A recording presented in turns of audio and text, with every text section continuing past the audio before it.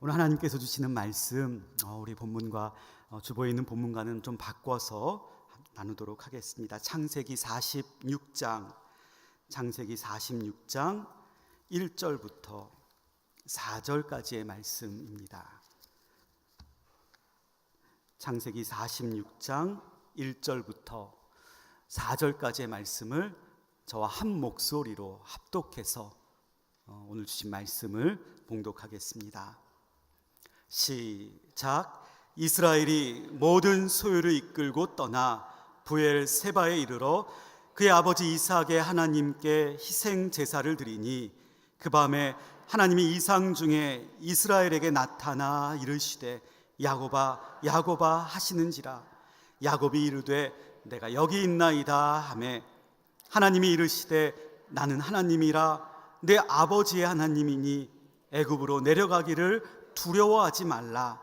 내가 거기서 너로 큰 민족을 이루게 하리라. 내가 너와 함께 애굽으로 내려가겠고 반드시 너를 인도하여 다시 올라올 것이며 요셉이 그의 손으로 내 눈을 감기리라 하셨더라. 아멘.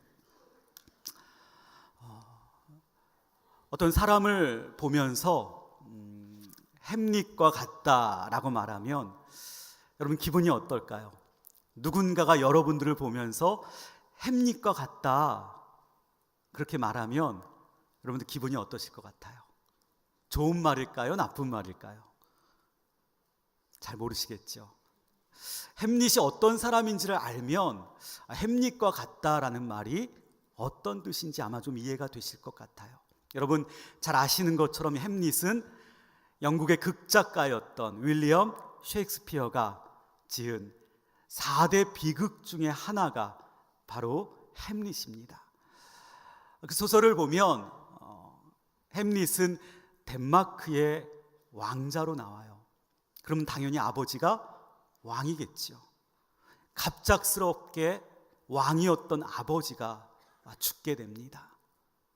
정말 놀라운 충격적인 소식이었는데 사실 햄릿에게 더 큰 충격적인 소식이 들려오게 돼요. 그것은 왕비였던 자기 어머니하고 숙부였던 자기 삼촌하고 재혼을 하게 되었다는 소식이었죠. 갑작스러운 아버지의 죽음과 또 어떻게 보면 좀 이상한 어머니의 재혼을 보면서 굉장히 힘들어했던 이 햄릿에게 아버지의 유령이 어느 날 나타나요.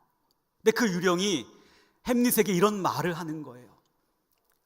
내가 죽게 된 이유는 너의 숙부, 너의 삼촌, 내 아내를, 너의 어머니를 유혹했던 그 자가 나를 독살했다고. 그래서 너는 나의 복수를 해야 된다는 이야기를 아버지의 유령에게 듣게 됩니다. 이제 햄릿은 해야 되는 게 있었어요. 뭐지요? 복수예요. 아버지의 복수지요. 그런데 햄릿은 선뜻 그 복수를 하지 못해요. 자신에게 나타났던 그 유령이 진짜 아버지의 유령인가 의심하기도 하고요. 주변에 자기를 좋아하고 자기를 도우려는 사람들을 냉담하고 차갑게 대하기도 하고요. 그래서 어떠한 문제를 만났을 때에 햄릿은 쉽게 결정하지를 못해요. 우리가 잘 아는 그의 독백 있죠. 어떤 독백입니까? 사느냐 죽느냐 그것이 문제로다. 그럼 문제될 게 뭐가 있나요? 사람이라면 뭐 해야 돼요? 살아야 되죠. 그런데 정말 햄릿은 어떠한 선택을 하는 순간에 끊임없이 망설이다 마침내 시간이 흐르고 나서 복수에는 성공했지만 주변에 사랑하는 사람들 다 잃게 되고요. 그 마지막은 비참한 최후로 마감하게 된다는 것이 바로 이 햄릿의 이야기입니다. 자, 다시 한번 여쭤볼게요.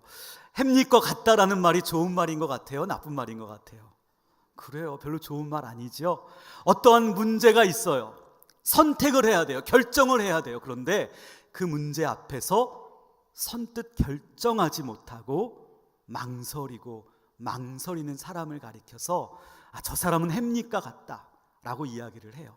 심리학자들은 햄릿 증후군을 만들어서 결정하지 못하는 이런 습성을 가리켜 햄릿 증후군이다라고 말을 한다는 거죠. 그럼 그렇습니다. 우리 선택을 해야 돼요. 선택을 해야 살아갈 수 있고요. 우리의 삶은 우리가 선택한 그 결과로 살게 된다는 거죠. 저는 우리 강북제일교회 성도님들 모두가 햄릿처럼 우유부단하게 선택해야 되는 그 순간에 망설이고 망설이는 그런 모습 보이지 않게 되기를 바랍니다. 선택해야 된다면 망설임 없이 선택할 수 있는 그런 믿음의 사람이 되시기를 축복합니다. 그런데 우리 믿음의 사람에게는 선택해야 되는 기준이 있고요. 또 선택할 때 나타나야 하는 모습이 있다는 거예요. 오늘 하나님의 말씀을 통하여 우리가 한번 그걸 살펴보고자 합니다. 오늘 말씀에 보니까 너무나 중요한 선택을 한 사람이 나옵니다.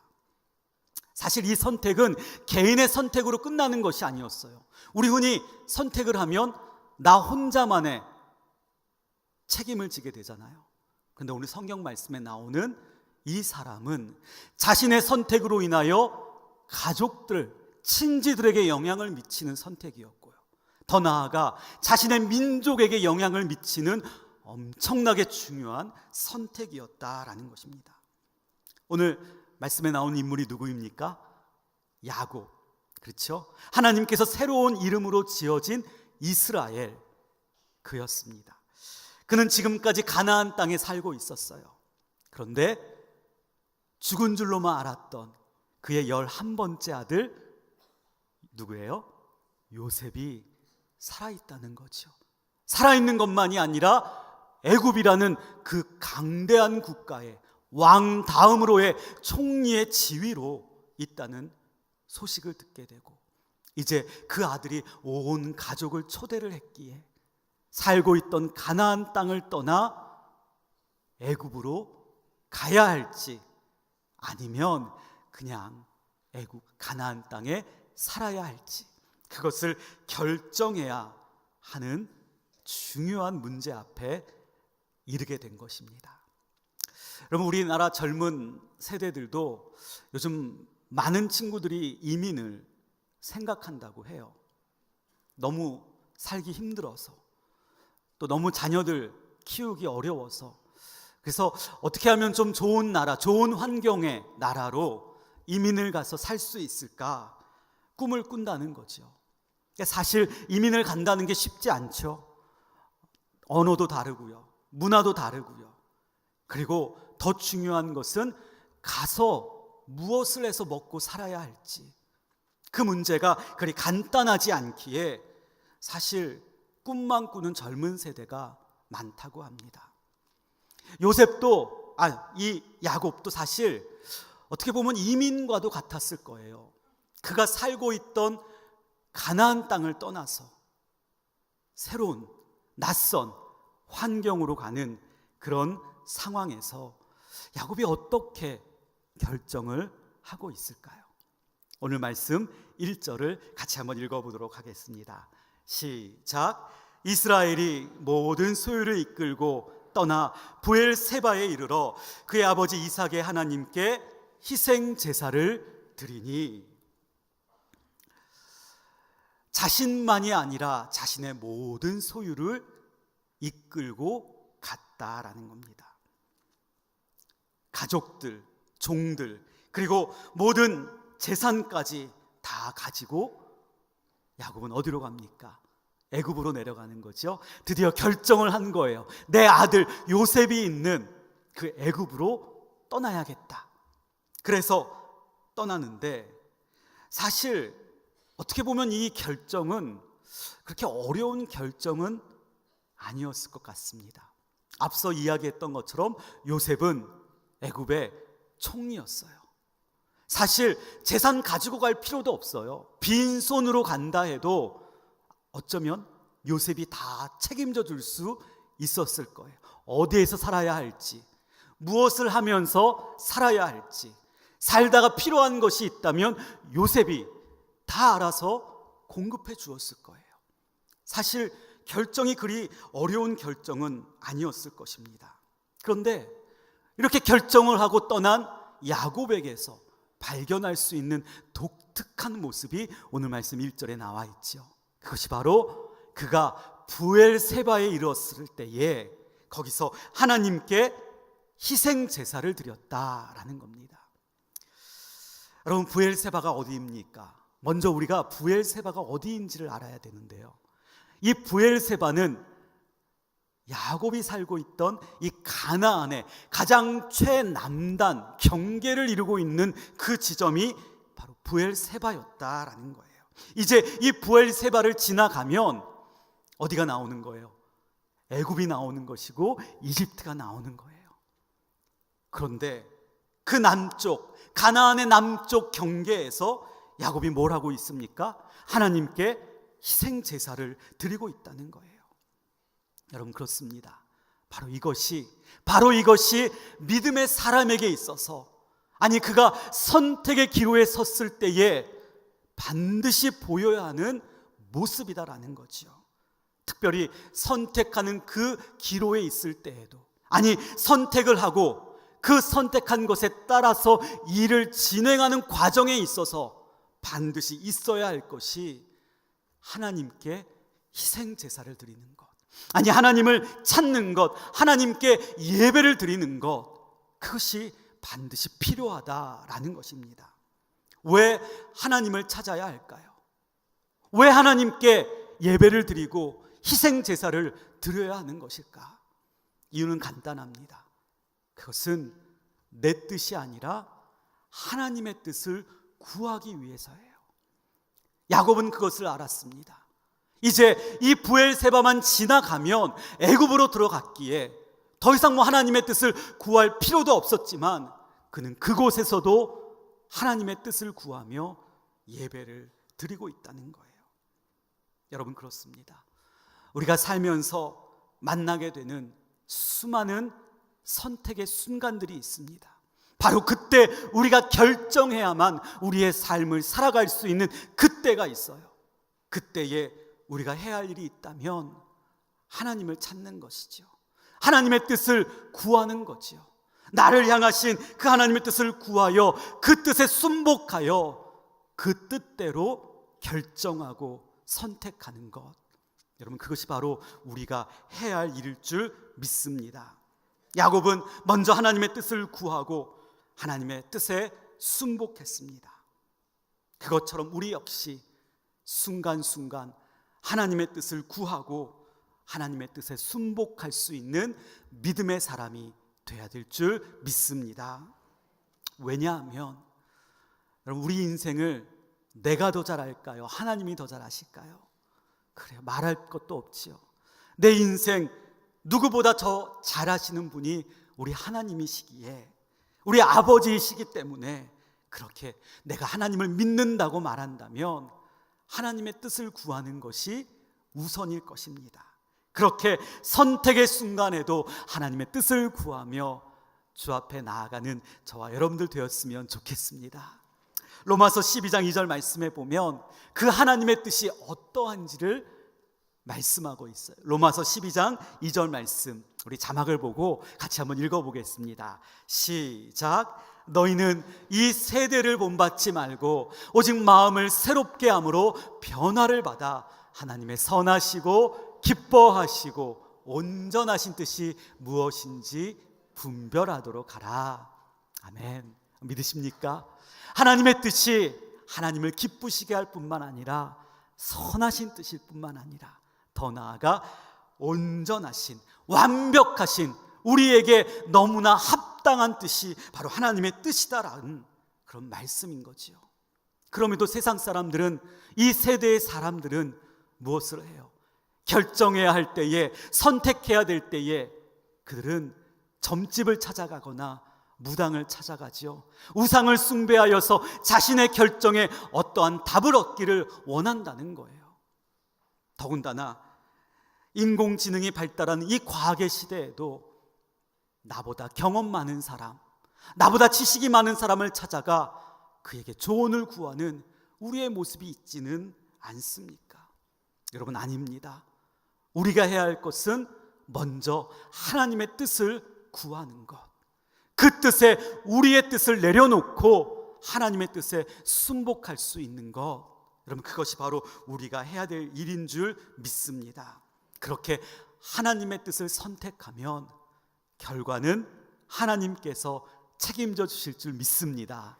여러분, 선택하는 순간이 다가올 때에 내 뜻을 고집하거나 다른 곳을 쳐다보고 찾아가는 것이 아니라 먼저 하나님의 뜻을 구하고 그 하나님의 뜻에 순복할 수 있는 믿음의 사람들 모두가 되시길 축원합니다. 그런데 그렇게 하나님의 뜻을 구할 때, 그 하나님의 뜻을 주실 때에 우리가 하나님께 드려야 하는 우리 분명한 믿음의 응답이 있어요. 그것이 무엇인지 오늘 말씀 2절을 같이 한번 읽어보겠습니다. 시작. 그 밤에 하나님이 이상 중에 이스라엘에게 나타나 이르시되 야곱아 야곱아 하시는지라. 야곱이 이르되 내가 여기 있나이다 하매. 오늘 2절 말씀에 보니까 조금 앞뒤가 맞지 않는 부분이 나와요. 이미 야곱은 하나님께서 이스라엘이라는 이름으로 바꿔주셨어요. 그래서 오늘 말씀에도 보니까 하나님이 이상 중에 이스라엘에게 나타나셨다라고 말씀이 되어 있죠. 그러면 나타나신 하나님께서 부르실 때 뭐라고 부르셔야 돼요? 이스라엘아 이스라엘아 이렇게 부르셔야 되는데 오늘 말씀에 보니까 이스라엘이 아니라 야곱아 야곱아 그렇게 옛날 이름으로 부르신다는 거죠. 여러분, 어떤 의미가 있을까요? 왜 하나님께서는 바꿔주신 이름이 아닌 옛적 이름으로 부르고 계시는 것일까? 묵상을 하면서 이런 깨달음이 왔습니다. 아, 그렇지. 하나님은 이스라엘, 그의 야곱이었을 때부터 함께 하셨고 그를 이끄셨고 인도하셨기에 내가 너를 잘 안다, 내가 너를 기억한다, 내가 너와 함께한다, 그 마음을 담아서 이스라엘이 아닌 야곱아 야곱아라고 부르신 것이 아닐까. 뿐만 아니라 한 번만 부르셔도 야곱이 들을 수 있을 텐데 이렇게 두 번이나 반복해서 부르신 이유에는 아버지이신 하나님의 마음이 담겨 있는 것이 아닐까. 야곱아 야곱아 내가 너를 이렇게 사랑하고 있단다, 내가 너를 이렇게 관심을 갖고 바라보고 있단다 라는 그 아버지의 마음을 나타나시기 위해 오늘 말씀에서 야곱아 야곱아 부르고 계신 것이 아닐까 묵상이 되었습니다. 그리고 오늘 이 말씀을 읽는 이 예배의 자리에 우리 하나님께서 찾아오셔서 동일한 마음으로 저와 여러분들을 부르고 계시지 않을까. 아무개야 아무개야 우리의 이름을 부르면서 그렇게 주의 사랑을 보여주고 계시지 않을까 싶었습니다. 여러분, 이 예배 시간에 내 이름을 부르시고 나를 찾으시는 그 주님의 부드럽고 따뜻한 음성 꼭 듣게 되시기를 바랍니다. 그렇게 부르시는 하나님께 야곱이 결단하며 드리는 응답이 있어요. 오늘 2절 말씀에 보니까 내가 여기 있나이다. 단순히 지금 야곱이 브엘세바까지 와서 내가 지금 이 브엘세바에 있습니다 라는 그런 지리적인 위치만을 말하는 것이 아니라 하나님 앞에서 믿음의 결단과 믿음의 응답을 드리고 있다는 거예요. 저는 이 응답이 너무나 좋았습니다. 그래서 오늘 말씀의 제목을 내가 여기 있습니다. 우리가 하나님께 드려야 할 믿음의 응답이 있다면 바로 내가 여기 있습니다, 이 응답이 아닐까 생각이 되었어요. 여러분, 이 말은 이런 뜻이 아닐까요? 하나님, 나를 통하여 그 하나님의 뜻을 이루어 주시옵소서. 하나님의 뜻이 이루어지기 위하여 나를 하나님의 도구로 사용하여 주시옵소서. 그래요. 그 믿음의 응답을 야곱은 드리고 있다는 거예요. 사랑하는 우리 강북제일교회 성도님들, 우리가 선택해야 되는 그 기로에서 하나님의 뜻을 구할 때에 나를 찾아오셔서 내 이름을 부르시는 그 하나님께 주님, 내가 여기 있습니다. 나를 통하여 하나님의 뜻을 이루어 주옵소서. 나를 통하여 주의 뜻이 성취되게 하여 주옵소서. 그렇게 믿음으로 고백할 수 있는, 그런 믿음의 응답을 드릴 수 있는 우리 성도님들 모두가 되시기를 축원합니다. 물론 사실 이 부르심의 길은 힘들 수 있어요. 하나님의 뜻을 분별했는데 그 하나님의 뜻이 내 뜻과는 너무나 다를 때가 있죠. 망설이고 망설이다가 하나님의 뜻에 순복했는데 그 결과 내가 책임져야 될 때가 많이 있죠. 때로는 세상에서 하나님의 뜻대로 선택하고 행하다가 불이익을 당할 때도 있다는 거예요. 야곱의 입장으로 돌아가 보면 야곱도 마찬가지였을 거예요. 떠나기 전에 그는 하나님께 먼저 구했고 하나님의 뜻을 받았고 그리고 떠나야겠다라고 생각을 하고 떠났을 것입니다. 그러나 아무리 아들이었던 요셉이 총리로 있다 해도 나이 많은 야곱에게 있어 이민을 간다는 것 여러분 쉽지 않았을 거예요. 지금 살고 있는 이 땅이 너무 좋았을 거예요. 그의 마음에 두려움도 있었을 것이고 그의 마음에 떨림도 있었을 것입니다. 정말 내가 가는 것이 옳은 것인지 불확실한 마음도 있었을 거예요. 여러분, 그랬기에 야곱은 이 가나안 땅을 넘어가기 전에 바로 그 경계인 브엘세바에서 하나님께 다시 한번 하나님의 뜻을 구하며, 하나님, 제가 정말 가야 합니까? 하나님께서 가지 말라 하시면 저는 다시 집으로 돌아가겠습니다. 이런 마음으로 하나님의 뜻을 다시 한번 재차 확인해 보았던 것이 아니었을까라는 거죠. 그런데 그런 야곱에게 하나님이 다시 한번 말씀하십니다. 오늘 말씀 4절을 같이 한번 읽어보겠습니다. 내가 너와 함께 애굽으로 내려가겠고 반드시 너를 인도하여 다시 올라올 것이며 요셉이 그의 손으로 내 눈을 감기리라 하셨더라. 여러분, 무엇입니까? 하나님께서 함께 가시겠다고요. 야곱은 비록 같이 가는 가족들이 있었지만, 자식들도 있었지만 그 길이 너무나 두렵고 무서웠다는 거죠. 자기 혼자 가는 것처럼 느껴졌다는 거예요. 그런데 하나님이 말씀하시는 거죠. 너 혼자 가는 게 아니야. 내가 너와 함께 가는 것이야. 그리고 거기서 사는 것이 영원한 것이 아니야. 때가 되면 다시 올라오게 될 텐데 그때에도 내가 너희를 이끌고 인도해서 여기까지 오게 할 거야. 다시 말하면 3절 말씀에 내가 너로 큰 민족을 이루겠다는 아브라함에게 약속하셨던 그 언약의 말씀, 약속의 말씀을 반드시 이루어 주시겠다는 그 하나님의 놀라운 계획을 오늘 말씀을 통하여 약속하고 계시다라는 것입니다. 여러분, 그렇습니다. 이것이 바로 우리가 하나님의 뜻을 구할 때에, 그리고 내가 여기 있다고 믿음의 응답을 드릴 때에 하나님께서 우리에게 주시는 은혜가 아닐까요? 하나님께서 우리 삶에 채워주시는 복된 삶이 아닐까 싶습니다. 그래서 우리가 가야 할 길이 있다면 주님이 함께 동행해서 가게 하시는 거예요.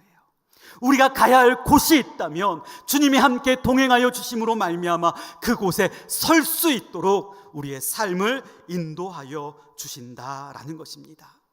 저는 우리 강북제의 성도님들 모두가 이런 복 받게 되시기를 바랍니다. 그래서 우리가 어디를 가든지 혼자 가는 것이 아니라 우리 하나님과 함께 동행하며 그 길을 갈 때에 그 길 하나님께서 책임져 주심으로 말미암아 우리가 가는 그 길에서 형통하게 하시는 하나님의 놀라운 은혜를 체험하게 될 줄 믿습니다. 오늘 말씀을 정리해야 되는데요, 사실 말로 정리하는 것보다 우리가 앞서 불렀던 찬양 중에 마지막 세 번째 찬양의 가사가 오늘의 말씀을 정리하는 찬양이 아닐까 싶었어요. 사실 야곱은 그가 살고 있던 가나안 땅, 안전한 곳이라 생각했을 거예요. 지금 살고 있는 곳이 안전하다고 생각했을 것 같아요.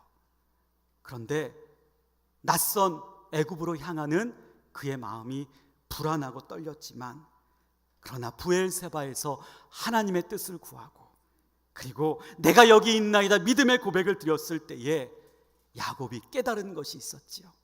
내 뜻보다 더 크신 하나님의 계획이 있다는 것, 너로 큰 민족을 이루겠다는 언약의 말씀이 있다는 것을 야곱이 깨달은 거였어요. 그러자 야곱은 더 이상 두렵지 않았어요. 모든 두려움들을 다 가나안 땅에 내려놓을 수 있었지요. 그리고 주님만 의지하며 애굽을 향하여, 이집트를 향하여 나아갈 수 있었다라는 것입니다. 여러분, 혹시 여러분들 중에 중요한 결정을 해야 되는 분들 계시지 않습니까? 여러분들 가운데 선택 때문에 망설이고 힘들어하는 분 계시지 않습니까? 여러분, 그런 순간에 우리가 해야 할 것이 있다면 무엇입니까? 내 뜻보다 더 크신 하나님의 계획이 있다는 것, 모든 두려움과 모든 무서움들 다 내려놓고 주님만 바라보고 의지하는 것.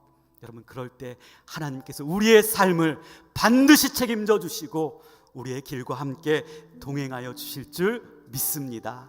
우리 함께 찬양 드리며 오늘 말씀을 정리하겠습니다. 내 영혼은 안전합니다. 우리 함께 찬양 드리겠습니다.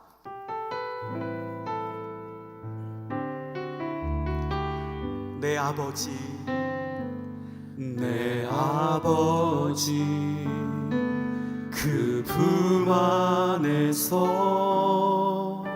내 영혼은 안전합니다.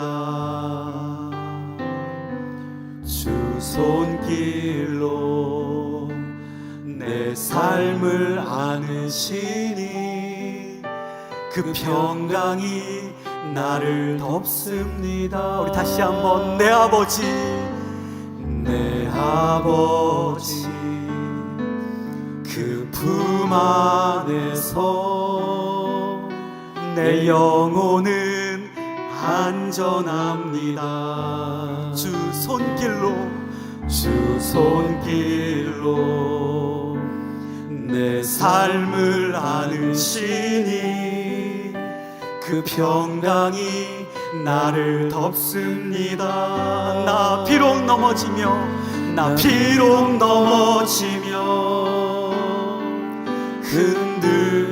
흔들리지만 주 내 안에 거하며 나를 붙드시니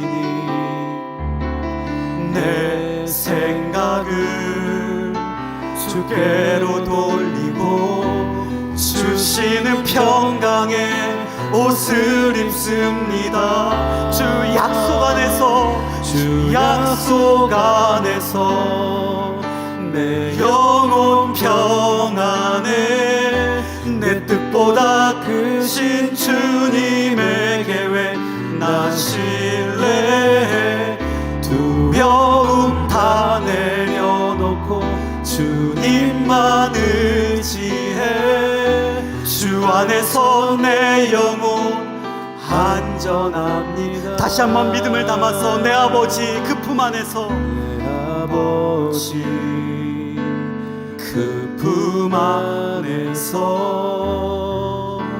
내 영혼은 안전합니다. 주 손길로 내 삶을 안으시니 그 평강이 나를 덮습니다. 나 비록 넘어져도, 나 비록 넘어지며 흔들리지만 주 내 안에 거하며 나를 붙드시니 내 생각을 주께로 돌리고 주시는 평강에 옷을 입습니다. 주 약속 안에서 내 영혼 평안에 내 뜻보다 큰 주님의 계획 나 신뢰해 두려움 다 내려놓고 주님만 의지해 주 안에서 내 영혼 안전합니다. 주 약속 안에서 주 약속 안에서 내 영혼 평안해 내 뜻보다 크신 주님의 계획 나 신뢰해 두려움 다 내려놓고 주님만 의지해 주 안에서 내 영혼 안전합니다. 주 안에서 내 영혼 주 안에서 내 영혼 안전합니다. 우리 다시 한번 주 안에서 내 영혼 주 안에서 내 영혼 안전합니다.